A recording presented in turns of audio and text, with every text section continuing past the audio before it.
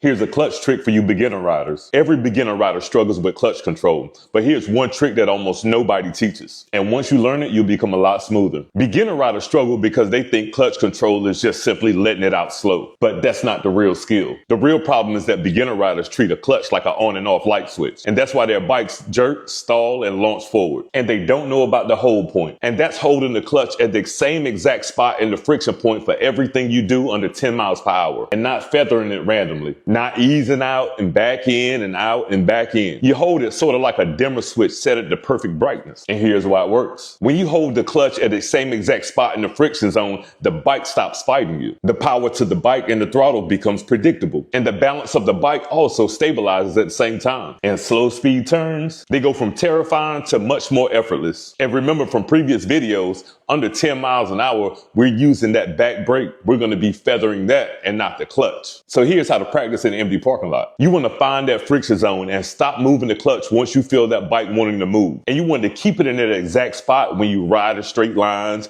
do figure eights, small circles, and even when you're taking off from a stop. Your only job is to hold that clutch steady, feather that rear brake, and let the bike do the work. And this simple trick can help separate shaky beginner riders from smooth riders pretty darn quick. So master that hold point, preload that throttle just above idle, and learn how to drag and feather that rear brake, and your bike will seem like it's really starting to listen to you. Share it with the new rider. They'll probably thank you later. And as always, ride safe, hit that follow for more content, keep the rubber side down, shiny side up. Peace.